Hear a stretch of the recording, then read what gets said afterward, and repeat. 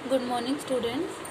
बेटा आज हम इसका आगे रीडिंग कर रहे हैं। कल हमने यहाँ तक करी थी और आज हम इसके आगे कर रहे हैं।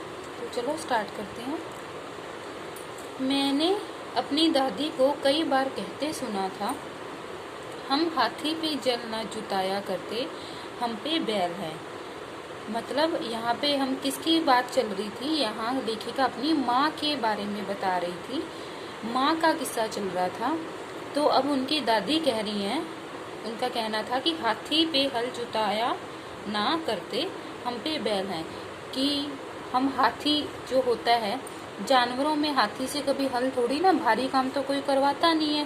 बैल से ही जो भारी काम होते हैं वो करवाए जाते हैं। तो हाथी तो सिर्फ शानो शौकत के लिए होता है। तो मतलब कि जो लेखिका की माँ थी वो घर पे उनसे कोई भी काम नहीं करवाता था।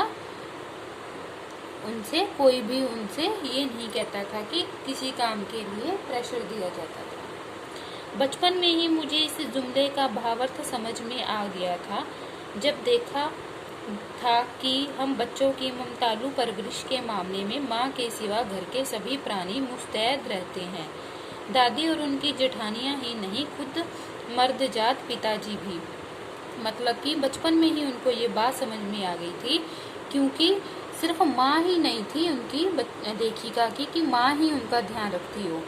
माँ के अलावा जो दादी थी और जो उसकी माँ के जो इसके पिताजी के, लेखिका के पिताजी के जो बड़े भाई हैं, उनकी जो वाइफ थी, उनको जेठानी बोला जाता है, वो भी उनका परवरिश में ध्यान रखती थी। और घर के जो जेंट्स थे वो भी बच्चों पर अपनी ममतालू परवरिश करते थे। ममतालू मीन्स ममता, जो एक माँ और पिता की जो बच्चों के प्रति होती है। तो माँ का ही नहीं सिर्फ रोल था, और भी घर के सभी मेंबर बच्चों को उतना ही प्यार करते थे जितना कि माँ करती है।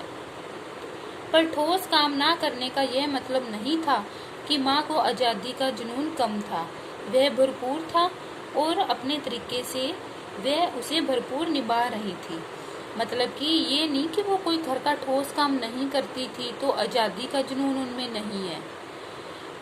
मतलब कि वो अपने हिसाब से अपनी ज़िंदगी, आज़ादी ये नहीं कि घर से बाहर जाके आज़ादी के लिए नारे लगाए, भाषण दिया, ये सारे जो आज़ादी के काम होते हैं वो करे, वो मतलब नहीं था।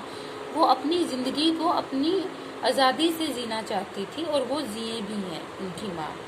जाहिर है कि जब जुनून आज़ादी का हो तो उसे निभाना भी आज़ादी से चाहिए, जिस चीज़ से पूछकर उसके तरीके से नहीं, खुद अपने तरीके से। तो वो खुद अपने तरीके से अपनी ज़िंदगी जी रही थी। हमने अपनी माँ को कभी भारतीय माँ जैसा नहीं पाया, ना उन्होंने कभी हमें लाड किया, ना हमारे लिए खाना बनाया, ना अच्छी पत्नी बहू होने की सीख दी। मतलब कि जो भारतीय माताएं होती हैं वो अपनी लड़कियों को कहती हैं ना कि प्यार करती हैं और उनके लिए अच्छा खाना बनाती हैं, कहती हैं कि तुम्हें आगे भी जाके काम करना है, ये काम सीख लो, वो सीख लो, लड़कियों को कहती हैं ना। पर ऐसा कुछ भी नहीं था। कुछ अपनी बीमारी के चलते भी वह घर बार नहीं संभाल पाती थी और उसमें ज़्यादा हाथ उनकी अरुचि का था। मतलब कि एक तो वो बीमार भी थी लेखिका की माँ, तो भी वो घर का काम कम ही करती थी। और दूसरी बात ये भी थी कि क्योंकि उनको घर का काम करने में कोई इंटरेस्ट भी नहीं था। अगर इंटरेस्ट होता तो वो करती कुछ, पर उनको इंटरेस्ट ही नहीं था। इंटरेस्ट किस बात का था? किताबें पढ़ने में बीतता उनका टाइम, जा साहित्य चर्चा में, जा संगीत सुनने में, और वह सब ये बिस्तर पर लेटे लेटे ही किया करती थी। इन चीज़ों में इंटरेस्ट था।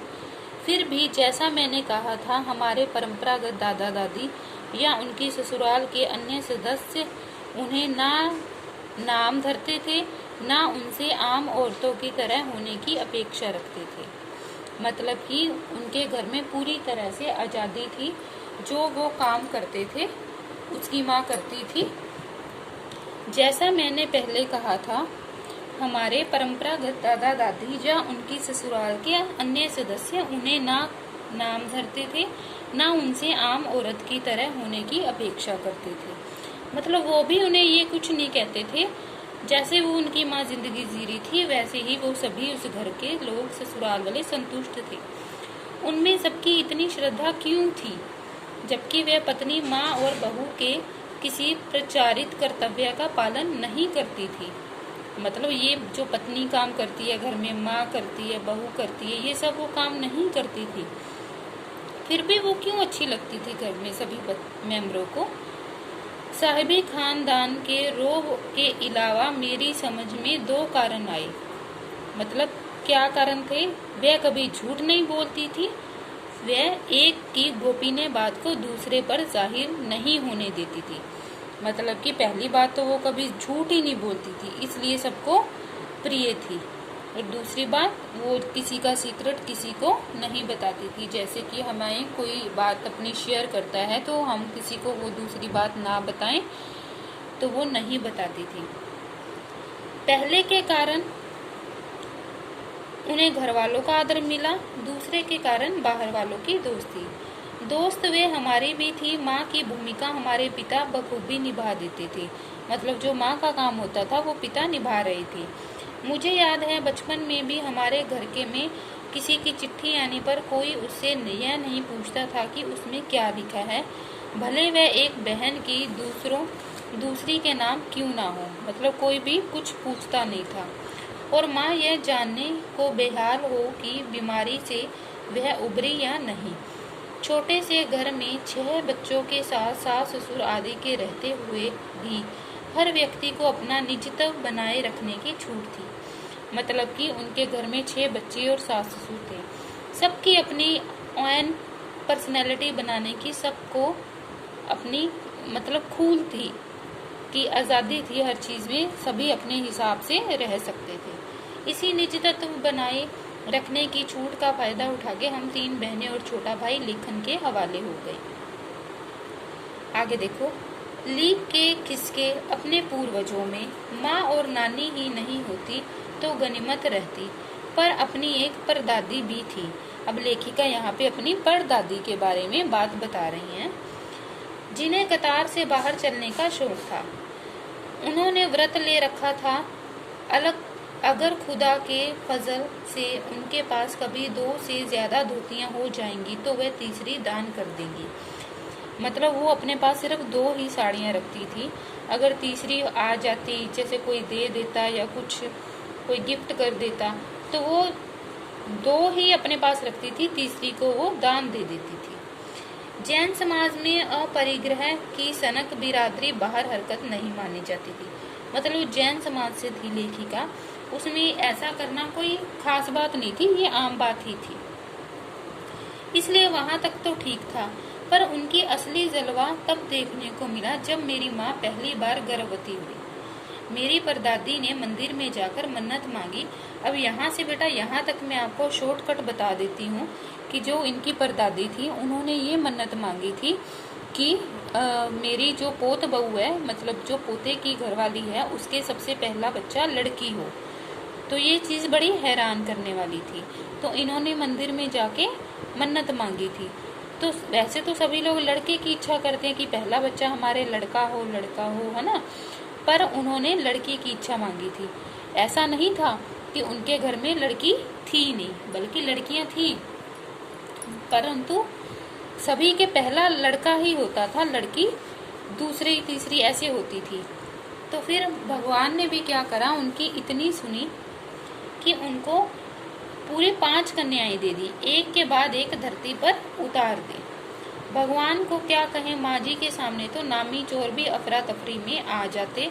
माँ जी और नामी चोर का किस्सा होश संभालने के बाद मैंने कई बार सुना था। चोर के दीदार की खुशनसीबी भी हाथ आई। अब बेटा मैं यहाँ से चोर का किस्सा सुनाने जा रही हूँ, आपको शॉर्ट में बताती हूँ यहाँ से यहाँ तक का, कि एक बार क्या होता है कि किसी शादी के सिलसिले में नुक्कड़ की हवेली में पहले के लोगों में जैसे बारात जाती थी तो घर के जेंट्स ही बारात में जाते थे, लेडीज नहीं जाती थी। तो क्या होता था, जो लेडीज थी वो घर में ढोलक वगैरह नाच गाना बजाती रहती थी। तो जो उनकी दादी थी वो अपने उस जो कमरा था वहाँ पर, तो जो लेडीज थी वहाँ पर वो गाना बजाना कर रही थी, तो वो दूसरे रूम में जाकर सो गई। और फिर क्या होता है, उनके घर में एक चोर घुस जाता है, एक नामी चोर। उसको पता होता है उनके घर का, कहाँ क्या रखा है, कहाँ कौन सा कमरा है, किधर जाने का रास्ता है, बाहर आने का रास्ता, सब पता होता है। तो क्या होता है, अचानक से चोर की बदनसीबी होती है कि उस कमरे में चला जाता है जहाँ पर उसकी दादी जी सो रही होती है, क्योंकि उन्होंने तो कमरा चेंज किया होता है ना। तो बुढ़ापे की नींद ठहरी चोर के दबे पांव की आहट से ही खुल गई। मतलब कि बुढ़ापे की नींद इसलिए कहा गया है क्योंकि बुढ़ापे में कच्ची नींद होती है, जरा सा सोती है फिर आँख खुल जाती है, सोते हैं आँख खुल जाती है। तो जो चोर के दबे पैर से उनकी नींद खुल गई। फिर क्या होता है, तो माँ कहती है, उनकी माँ जी दादी जी, उनकी परदादी जी को बोला गया है, वो कहती हैं चोर को कि बेटा पानी दे दो मुझे। तो चोर कहता है, वो हैरान हो जाता है, मतलब एकदम से कि हैरान परेशान हो उठा वो एकदम से कि ये क्या हो गया, दादी जी माँ जी जाग रही थी। चोर घबरा गया। अंधेरे में उन्होंने कैसा जाना कि उसके मुंह पर कपड़ा बंधा है और कमर में भांग, मतलब चोर के मुंह में तो कपड़ा बांधा हुआ है और कमर में भांग बंधी हुई है। भगवान से उनका तार जुड़े होने की खबर उसे थी कि दादी जी की जो भगवान के साथ कनेक्शन है, ये बात की उसको चोर को खबर थी। पर बुढ़िया भांग की छाननी होगी, एकदम यकीन ना हुआ। इसी से कुछ हैरान परेशान हो उठा। जल्दी कर भाई, तभी माँ जी ने कहा, बड़ी प्यास लगी है। पर मैं तो चोर हूँ, मारे घबराहट और धर्म संकट के चोर में सच कह गया। वो बता देता है चोर कि मैं तो चोर हूँ। हुआ करे, माँ जी ने कहा, प्यासे को पानी तो पिला, पर देख मेरा धर्म ना बिगाड़ियो, लोटे के मुंह से कपड़ा ना हटायो, हाथ रखकर रगड़कर धो लीजिए और पानी कपड़े से छान कर भरियो। मतलब उन्होंने क्या, जब पानी लेके आओगे तो कपड़े से छान कर भरना। कहा ना रगड़कर धो लीजियो, सब नाच गाने में लगे हैं, तेरे और भगवान के सिवा कौन धरा है जो पिलाएगा। भगवान कहीं उसके बराबर में धरे हैं। सुनकर चोर कुछ ऐसा अकबकाया कि लोटा उठाकर चल दिया। पूरी एहतियात के साथ पानी भरकर लोटा तो पहरेदार ने धर दबोचा कुएं पर देख लिया गया था। तो कुएं पर पानी भरते हुए वहां पर इसको देख लिया गया था। फिर क्या होता है, तब माँ जी ने लोटे का आधा पानी खुद पीकर बाकी चोर को पिला दिया और कहा, एक लोटे से पानी पीकर हम माँ बेटे हुए, अब बेटा चाहो तो तू चोरी कर चाहे खेती। तो क्या करते हैं, माता उसी लोटे में पानी पीकर चोर को भी पिला देती हैं और कहती हैं, हम दोनों ने एक ही लोटे में पानी पी लिया, अब हम माँ बेटा हुए, अब तुम चाहे चोरी करो चाहे खेती करो। बेटा बेचारा किस लायक रह गया होगा, सो रोमांचक धंधा छोड़ खेती से लगा। मतलब उसने अब चोरी करना छोड़ दिया और खेती करने लग गया। सालों साल लगा रहा। जब मैंने उसे देखा तो बड़ा भला मानुष बूढ़ा लगा मुझे, डरा डरा हैरान सा। तो लेखिका भी बड़ी होकर उसको मिलने जाती हैं, तब लेखिका को वो बड़ा भला मानुष लगता है। तो आज हम यहीं तक की रीडिंग करेंगे, इसके आगे का हम नेक्स्ट वीडियो में करेंगे। ओके।